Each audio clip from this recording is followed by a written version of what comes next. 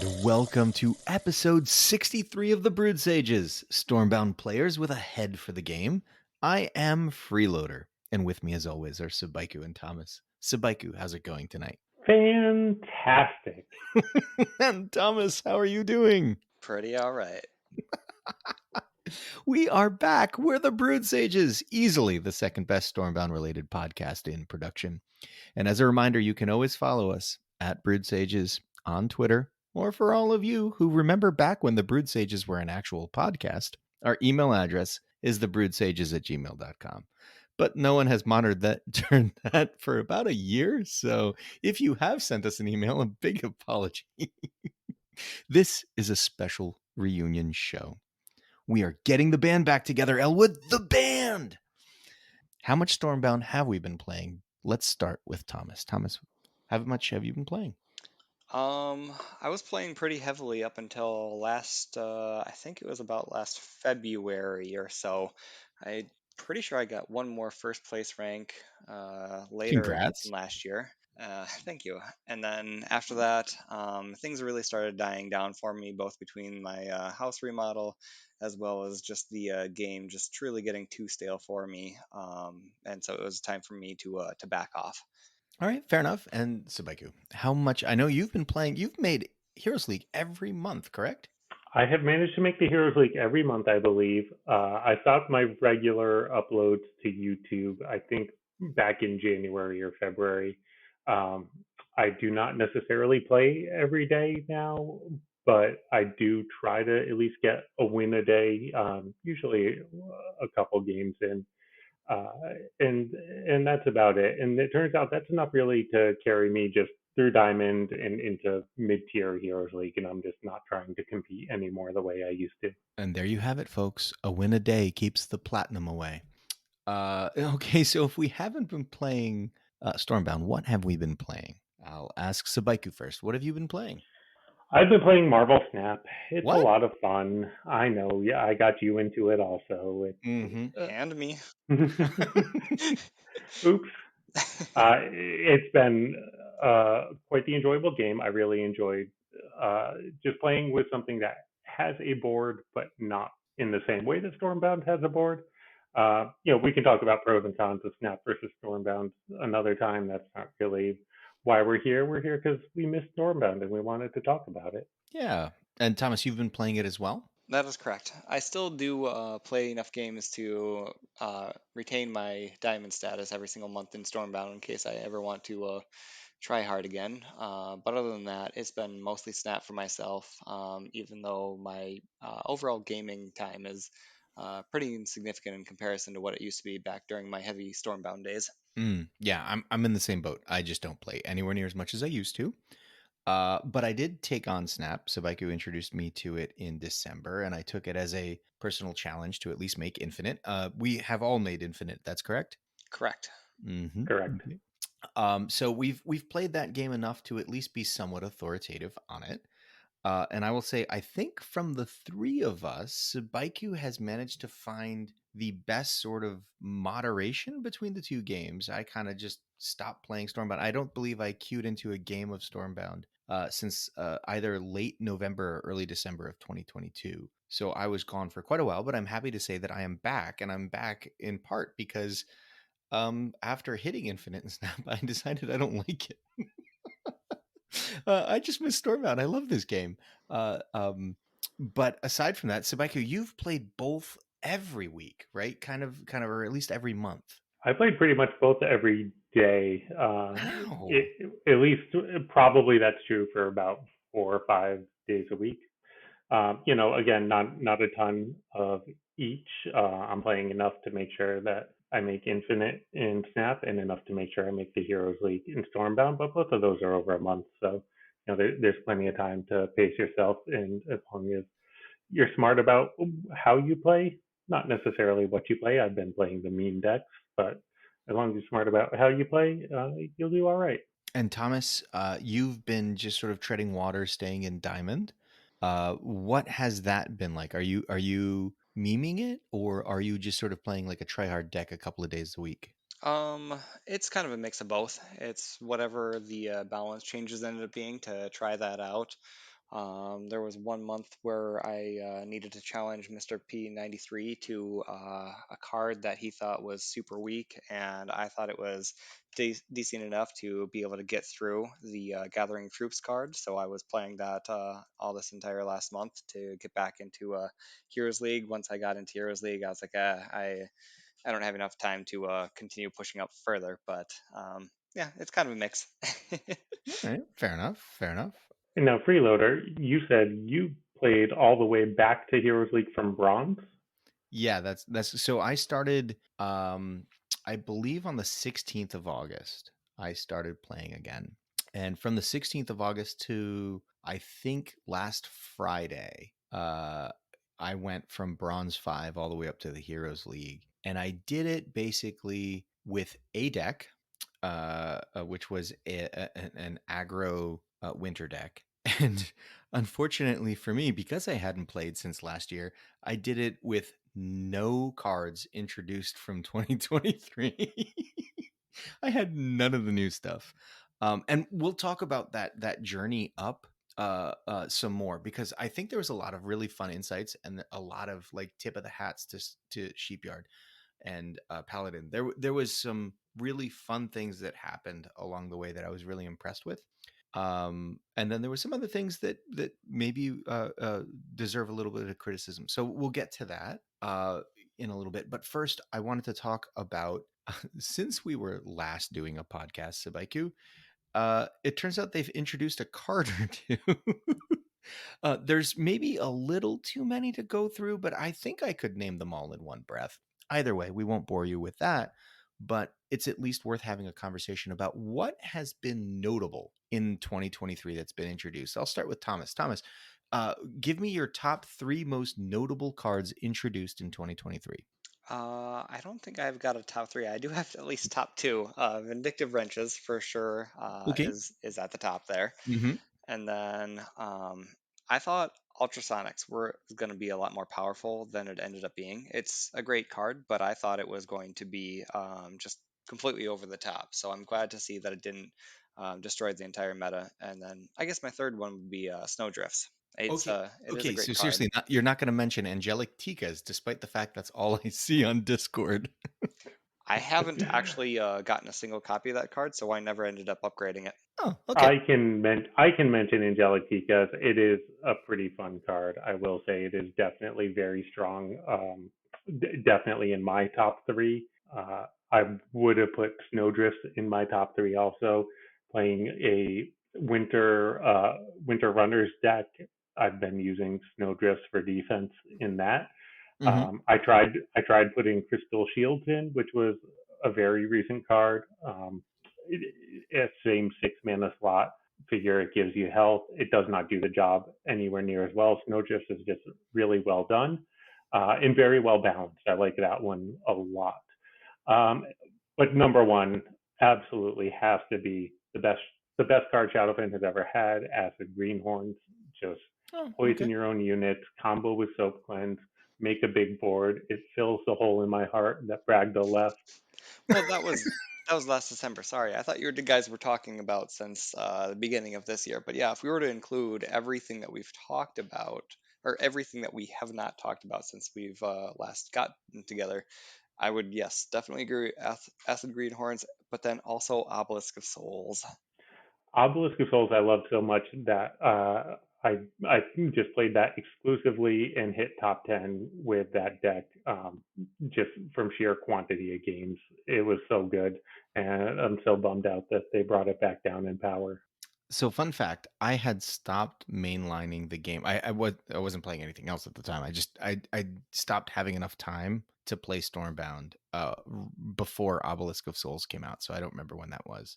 And Subaiku literally convinced me to soak all of my fusion stones into this card that I had not opened yet. And so I upgraded Obelisk of Souls from 1 copy all the way to level 5.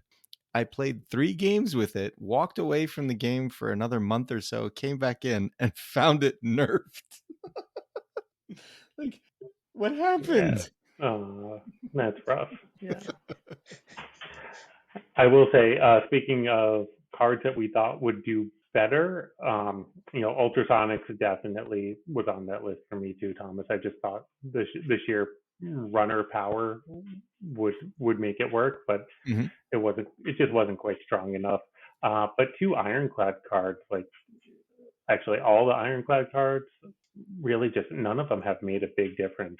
It's funny because we were excited about Cheesy Lures when it came out, weren't we? That's a really good point. Yeah, I thought that was going to be an absolute top of basically every Ironclad list. I forgot about that card. Mm. You got Cheesy Lures, Frontline Engineers. I look at the list of cards. I really thought that one would be super strong.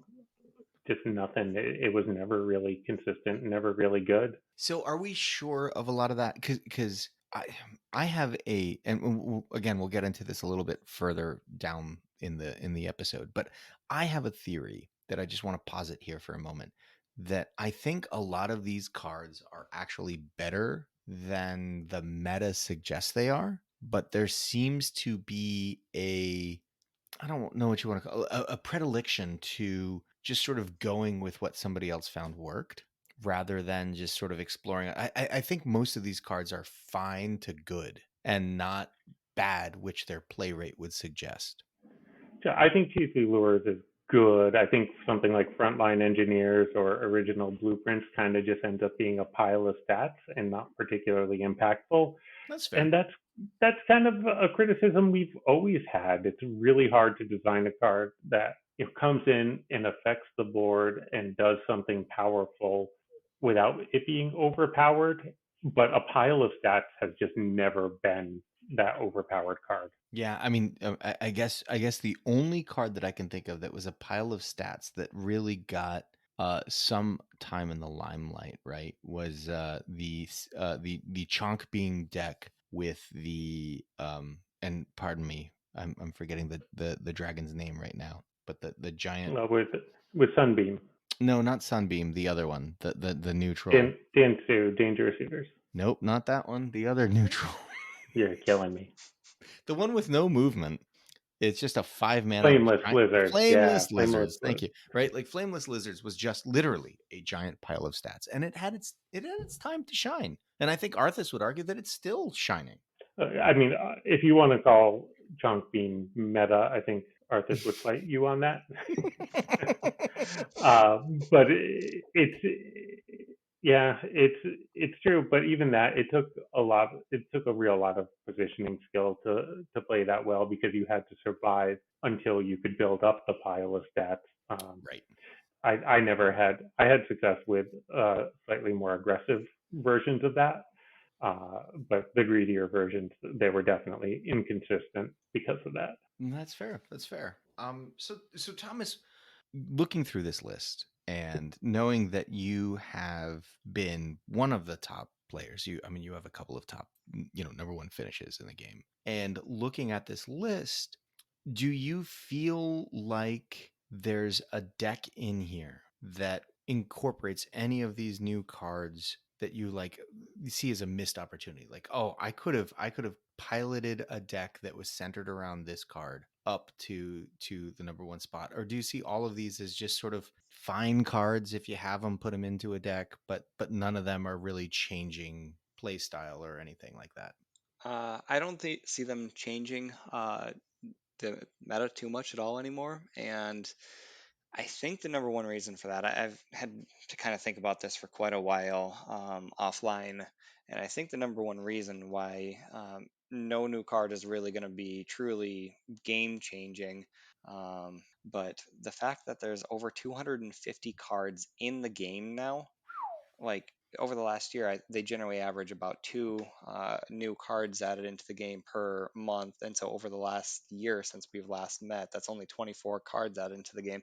That's less than 10% of the total pool that exists. Yeah, no, that's fair. That's fair. I would argue that, like, at least for a little bit, Obelisk of Souls, for example, created a new meta deck, right? I think most of the meta deck wasn't necessarily built around Obelisk, though. It just that it was good enough.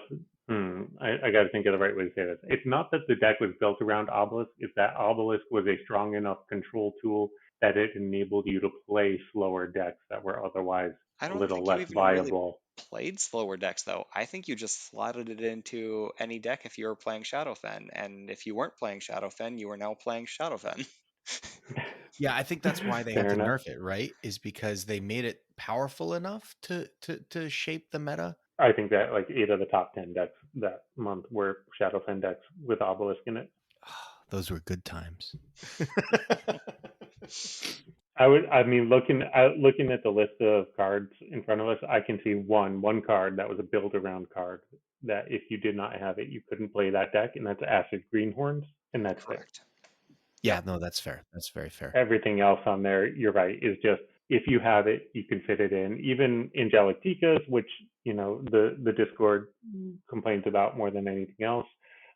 It's a fantastic card. It's very strong. If you don't have it, you can make do with other things. It's not the end of the world. All right, and that brings me kind of into the next sort of main topic that I wanted to bring up. So we touched on it already. I decided this month after playing Snap and finally getting to Infinite and just sort of realizing that while that was a fun thing to do, I didn't particularly care for the game anywhere near as much, and I missed Stormbound. I got back into Stormbound, and I didn't have any of the new cards, so I just grabbed what I thought was a good aggressive deck, right? What I refer to as my Frozen Zoo deck. It's just a Giovanna Icicle Burst Mistwives deck, and I'm at the bottom of bronze because I haven't played in forever. I had to make a change. I had to take Ubis out because Ubis at level 2 is terrible, and does not affect the board anywhere near as much as it needs to. And so I put in the pure meta card Razor Sharp Lynxes, and I piloted that from bronze 5 all the way up to the Heroes League. I lost once in bronze, once in silver, once in gold, and then I lost 3 more times, or pardon, once in platinum as well. So that's 4 losses up to diamond, and then I lost 3 times in diamond. So a total of 7 losses from bronze 5 all the way up. And I mean, we'll share a link to the deck list in the show notes. There's nothing special about it. In fact, there's no Angelic Tikas. There's nothing new. It's just a aggressive mid-range deck, right? And that kind of got me thinking about, wow, I go into Discord and I see all this complaining about Angelic Tikas and how they're oppressing and how if you don't have it, you can't compete, or it's just ruining everybody's day. And I kind of realized, Thomas, that like, I don't know. It was I don't want to call it easy, but it was not a difficult climb for me. And yes, I did queue into some bots. No, I did not queue into only bots. I queued into mostly players. And this is one of the areas that I wanted to tip my hat to the developers. My queue times, by the way, in silver, bronze, silver, gold, and not platinum. My queue times were amazing. Press the button and I was in a game. Platinum was brutal, and we'll get into why we think that is. But so I was queuing into people, to actual honest to goodness players all the way up. I saw a lot of malicious Finch, by the way, on my climb, which was cool, but also not a good enough card to be competitive. And here's what I wanted to ask, and I'll start with you, Thomas. Is it worrisome that having not been in the game at all for almost a year, I have no idea what the meta is. I have no idea what cards are strong or weak. I just grab a deck list I already have, make a small adjustment, not because of anything I'm encountering in the meta, but just because the level caps necessitated it. And I just fly through the ranks. Like, is it worrisome that you can do that? Or is it reassuring that, hey, even if you wanted to walk away, you can always come back because it's going to be the same game when you come back? Yeah, I think that's a neat concept, but overall, I think that's the reason why a lot of veterans end up walking away from the game is because it's too stale. That even after a year, it's still fundamentally the exact same thing. Take a look at a lot of card games like Magic the Gathering that has to introduce like rotating formats and massive ban lists to be able to keep the current state of the game, the current meta fresh. or game like Pokemon, where they're constantly power creeping every new card that gets created in order to keep that new, fresh meta. When you're keeping the same power level as cards get constantly released, and you're not really changing anything else, you will eventually just be adding in a whole bunch of cards that don't do anything else to the game, and it will be stale. That's just the nature of how it goes. Yeah, I mean, Subaiku, so I saw a few malicious Finch users on my climb. And you beat them. So what does that tell you? Well, that's fair, but what I wanted to get at was I didn't see much else. There wasn't a lot of adoption of new cards, on the climb. Like what I saw, most games looked like games I might have played a year ago. Yeah, I think there's, like you said, there's pros and cons there. Um, Definitely on the pro side for the developers, it means that they've done a pretty good job of balancing things to the point where most every card is viable. Obviously there's some of the pile of stats cards, like we just said, just don't work well, but for the most part, they're fine. Yep. If you really want to play those frontline engineers, you can make a deck in it, and it'll work, at least if the rest of the deck is well designed. Um, Fair enough. and it also means that they're doing a good job of not making the new cards overpowered must-have cards, which I do think is important. We've talked in the past about Stormbound's economy. It's not easy to keep up with a couple of cards every month and get them to level 5 right away. There are certainly those longtime players who can do it, but that's not 99% of the players.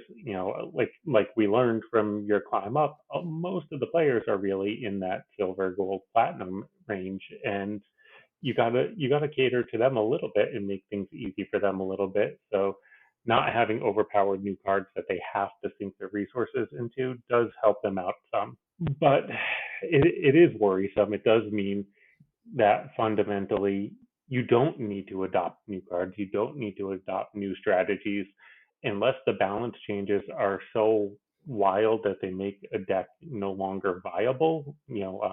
Recently Zuri was nerfed, and I haven't seen anybody really trying it out anymore. I think that's probably right. I certainly haven't tried it out. It looks like it's going to be dead in the water now, and that kind of stinks. But that's that's in the wrong direction. That's taking cards out of the game. For me personally, I'd like to see the cards come into the game.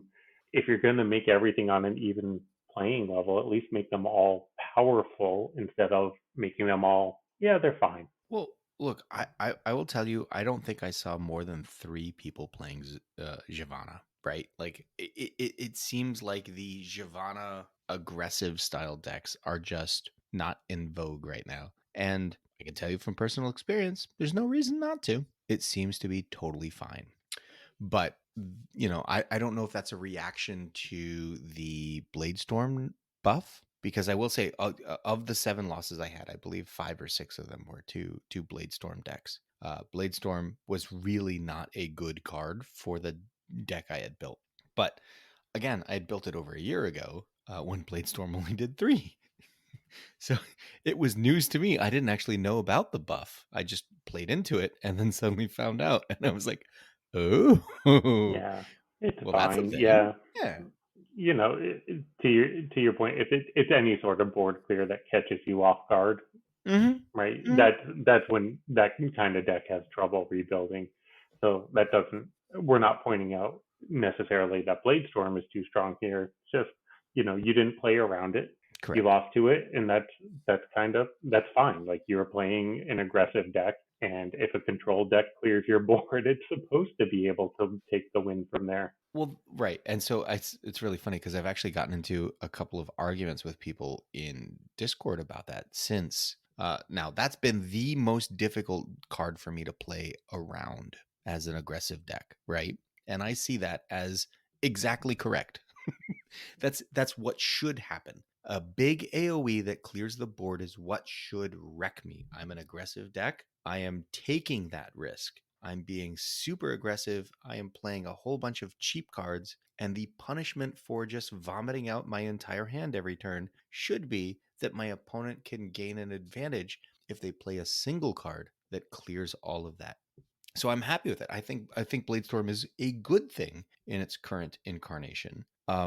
It certainly gave me pause. Before that, I had only ever lost to one other deck, and the other deck I lost to was an even more aggressive Swarm deck. Right,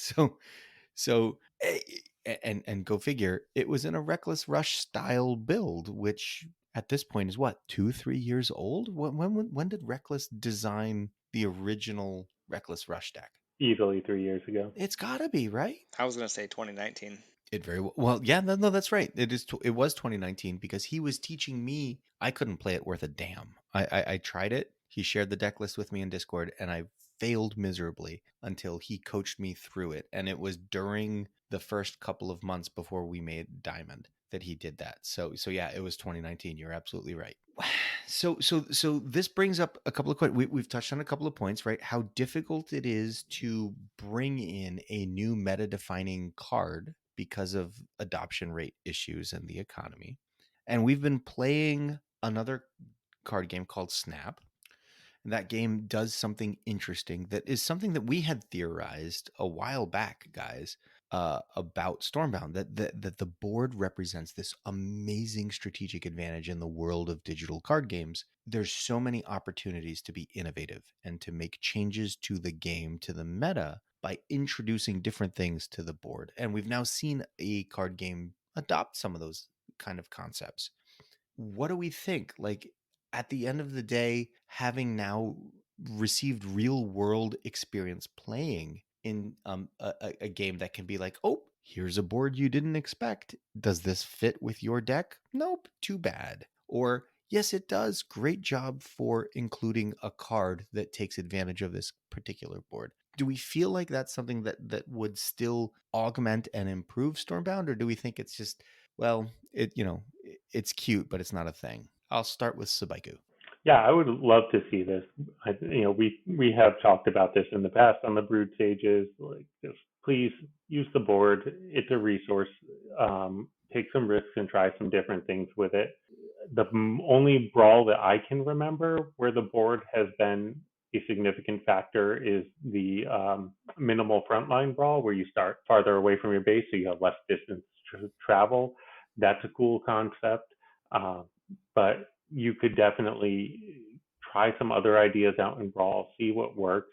What Snap does that I particularly enjoy is, in Snap there are 3 lanes. Each lane has dozens, hundreds of possibilities for what its board can be, and the combination of the 3 makes each game feel really unique and makes you as a player think about what you have to play around. And maybe your deck is designed to work well with some of those lanes, maybe your deck works terribly with some of those lanes. You have to adapt to the situation. I'd love to see some randomly generated garbage on the Stormbound board. I think it would make things interesting. uh, you know Trap tiles is something that we've talked about forever. If you could have randomly generated tiles that do different things, and every time you go into a game, either they could be tiles you know where they are, so you can try to take advantage of them before your opponent does.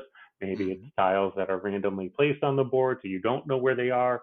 Make the games feel unique, because if the cards are feeling stale, you can still freshen it up this way without doing something that requires players to sink their precious resources into a new card. Yeah, this is kind of one of the things that I wanted to touch on, Thomas. The idea that when you sink resources into a card and it gets nerfed, it's just a terrible feeling, right? Like, there went all my fusion stones. But in a situation where you sink your precious resources into a card, and instead of nerfing it, a board becomes the accentuated board.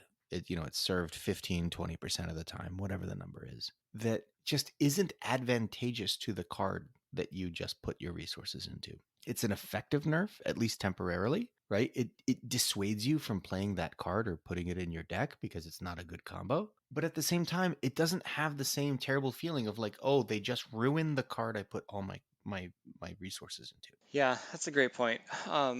Back when you guys first kind of proposed this on the podcast, I was super against this general idea. I thought that ranked should just always be ranked so that people can really compete super competitively and knew what they were going to be getting into. But Mm-hmm. after the game feeling so stale for me, and to your guys' point, even on this podcast, of it being away from it for basically a year and coming back, and yeah, it's still the exact same game, really kind of showcases that. So I would be more willing to come around to this idea, and maybe a silly example, but you had some frosting that you had upgraded. Like, let's go with the snowdrifts, and the spotlight board is at the start of your turn. Frostings get one strength, plus one strength, something silly like that. Like Mm-hmm. to then try and keep adding that card that would have otherwise been, yeah, not included because it recently got nerfed. Continuing to add it to your deck, that does make sense to me. Yeah, and I definitely do not want something as heavy-handed as some of the brawl modifiers. Like, No. I do Yes. not want No. a board that makes all toads cost 2. Right? That's No. that's terrible. But what you need is a more subtle incentive for players to do certain things or act certain ways, or you'll always get those creative players that use it in ways that you don't expect. You'll always get those players that queue up with a counter because they say, okay, a featured location, a featured tile on the board is going to give Frostling strength, and I want to make sure that I can do something that plays against Winter really well because I expect that. Yeah. Make encourage the creativity in deck building, and encourage the players to be adaptable. Like you said, Thomas, the game is very strategic and very predictable in a lot of ways, especially at the higher levels when you know what your opponent's deck is, at least 90% of your opponent's deck. You want to be able to have a surprise every game. And that's the kind of thing that keeps people engaged and happy with the game. Yeah, exactly. I think you literally just hit on it, Subaiku. Getting a loss or queuing into a competitive game and either losing or struggling to win when your opponent has a card that you can't afford to get feels bad. Even if you win and you're just like, oh my gosh, I won, but that, for lack of a better term, Angelic Tikas really just made it so difficult. You walk away from it not feeling like you did a good job even if you won. You walk away from it feeling like, oh man, I cannot compete at the highest levels because of my resources.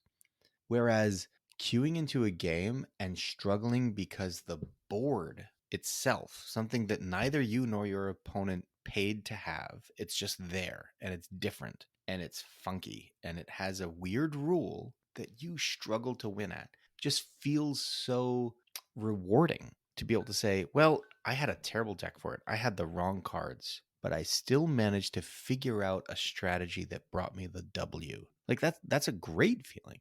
And to both of your point, the games feel newer and fresher because not because my opponent could afford to pay for new cards that I now have to play against, but because we both suddenly were faced with a new obstacle that we both had to deal with the adversity of, and I just happened to do it a little better, right? Like that's a good feeling, no? Yeah, I'd definitely enjoy it. I think I've come around to it.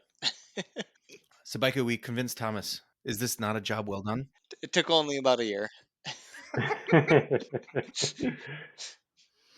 All right, so let's put a little bow on this, because I don't know how long we want to make this episode, but I do feel like I'm, and I don't want to call anybody out, but there's a lot of complaining in the Discord server about new card A or new card B, and yeah, Angelic Tikas is one of those. How it's just ruining your ability to compete, and I hope we can all agree that one of the takeaways from this episode is it ain't the cards.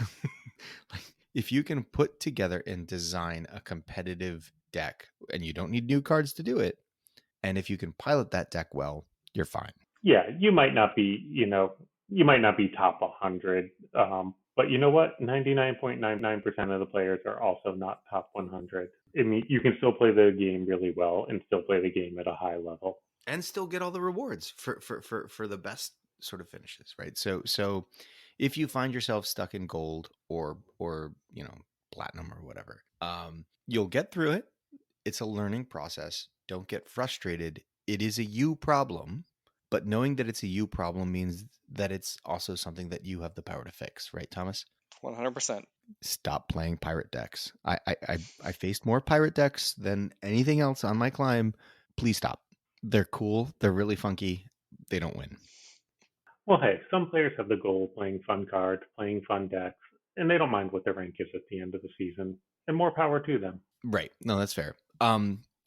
Hats off for the queue times to the developers. Silver, bronze, and gold were fantastic. Platinum was brutally like the worst thing I've ever encountered. It's worse than Heroes League for me, but that's a me problem. Is that a you problem? Did you get a lot of bots in platinum? I didn't get a ton of bots in I got more bots in platinum than I got in gold for sure. But Subaiku, you figured out why this is. So real quick, why is it that I was running into so many long queue times? I teed you up for it, but you passed it back. I don't know if this is true or not, but I suspect that in platinum, where the card cap is level 5, the game was trying to match you up preferentially with players with a collection as high level as yours, and that's why the queue times were longer. Yep, and it was borne out. If I saw an opponent that was base health 18, it was a bot. Like I would know right away. It never queued me into somebody in platinum at base health 18. It queued me into opponents that were base health 20, like I was. But if it couldn't find one of those, every base health 18 was a bot.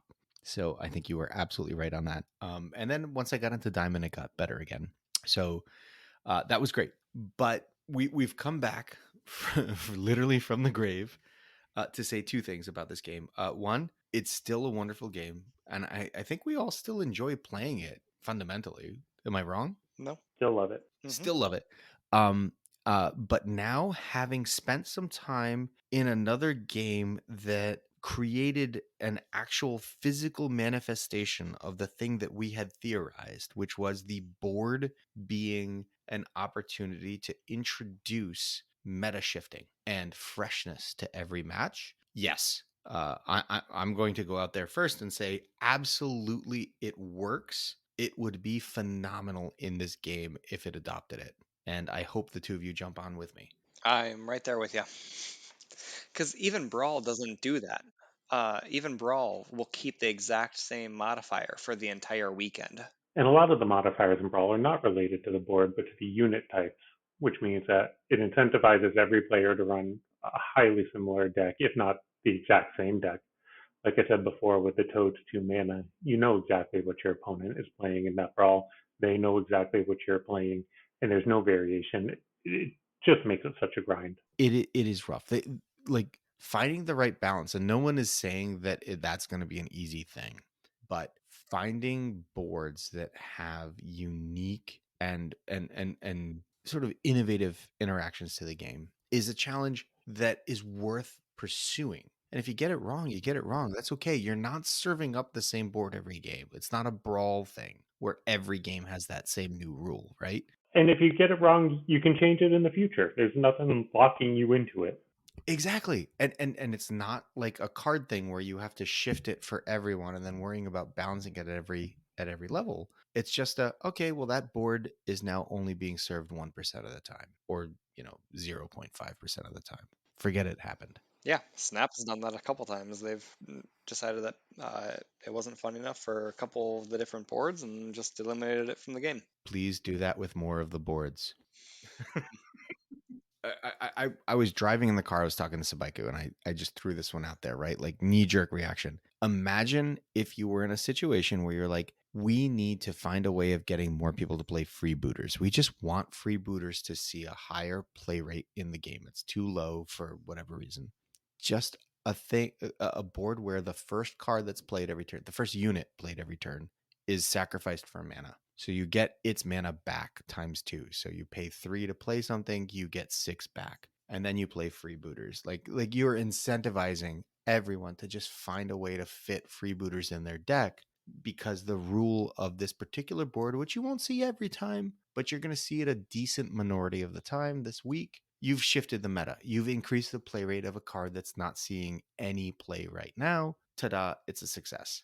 And after 1 week, it's gone. You could even do it after 5 or 3 days, like take your pick. But the point is, the economy right now prohibits changes to the game impacting the game at a particularly quick rate, right? You need time to let it ripple through. And the board is one thing that just immediately impacts every game.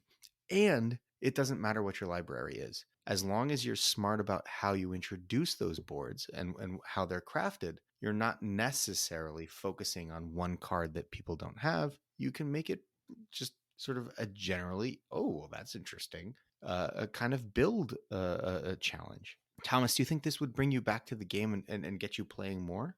I think there would be a couple of things that would have to change, but this is definitely on there. Fantastic, and I am happy to say that I'm back. I'm going to be. This is the game I'm going to be mainlining from now on, which means I'll be playing it at least twice a week because that's all I've got for time.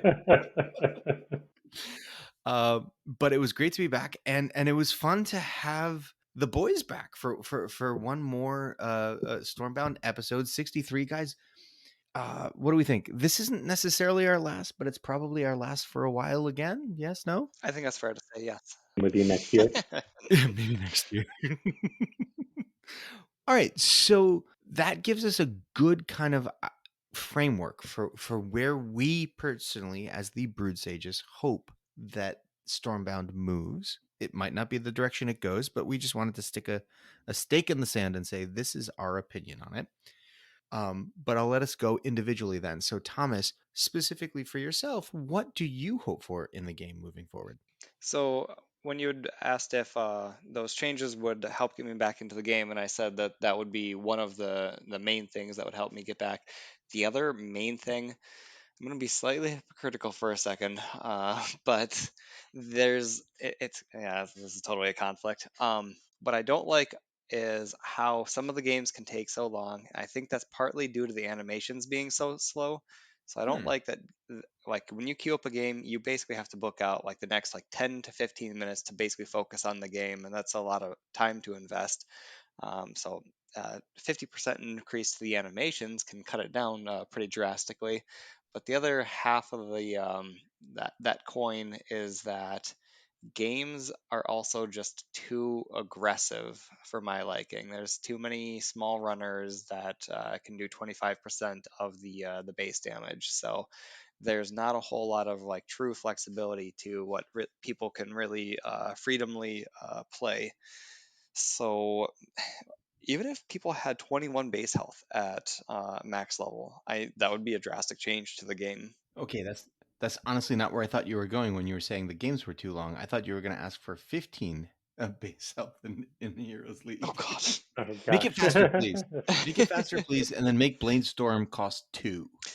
No, no, but that's how I'm being like hypocritical that the games take too long, but they're also just too aggressive. So I think it's mostly due to the animations and the actual gameplay speed itself. Okay, all right. And Subaiku, how about you? It's funny that you said that, Thomas, because I'm also going to say something hypocritical with mine because I brought up the economy and how difficult it is to level up new cards. And my closing thoughts here, my advice is to bring in more new cards and bring them in faster. Don't be worried if there are complaints. Don't be worried about if they're too strong. Don't be worried that players can't collect all of them. Just accept that players can't collect all of them and make it clear that's the intention. Make players choose cards that they're interested in, and then they'll play cards that they're interested in. And be more aggressive with buffs and nerfs. Try to shake up the meta that way. I think that we're in a good spot, like we talked about earlier in the episode, where all the cards are fine. But I don't want to play a game where all the cards are fine. I want to play a game where all the cards are awesome. Make them all really strong. And if you overbuff something, bring it back, nerf it back. Don't be afraid to do that, but take risks in that way. At least that helps the game always feel fresh, always feel interesting. So for me, I think I'm gonna side with Subaiku here. Take bigger risks. I've been thinking about it, and like one of the one of the cards that I wish existed was I think there's a total of 6 that you can make, or 7. I wish there were legendary cards that would, while this is in your deck, allow you to to put cards in your deck from 2 different factions. We don't need all of them, but just pick a couple that you're like, oh, you know what? Shadowfen and Ironclad are both in real trouble right now. Here's a legendary that lets you play Shadowfen and Ironclad cards together in a deck. I mean, something like that, just huge risk for sure. But wow, that would suddenly feel like a completely different game. And you don't need to introduce legendaries for every possible iteration of it, but just something big like that, just a fundamental change to the game where suddenly it felt so different from what it is right now would be great. The play of the game is fantastic. The board is a great thing, and again, I'll just mention it one more time. Please use the board as an asset. But yeah, I think Subaiku's right. Take some bigger risks. It's okay if a week later you have to nerf it, or just delete it from the game. Warsong Commander used to be a hell of a card in Hearthstone, and I don't think anyone even knows what it is anymore. So it's okay if it has to get nerfed to infinity. But taking the risks is a great way of bringing excitement back to the game. So that's our big message for tonight. The game is actually still pretty balanced. Maybe Shadowfen and Ironclad are a little behind, as people are complaining on Discord, but also if you just play good cards, you're probably in good shape. And get out into it. So that's going to end the main portion of this episode, which means it's time for me to remind you to please contact us, preferably in our channel on the Discord server, because we're not really checking our email address anymore. That's the only place we're going to see it. And that's going to do it for this episode 63. For Subaiku and Thomas, I am Freeloader. We are the Brood Sages, reminding you to stay hydrated.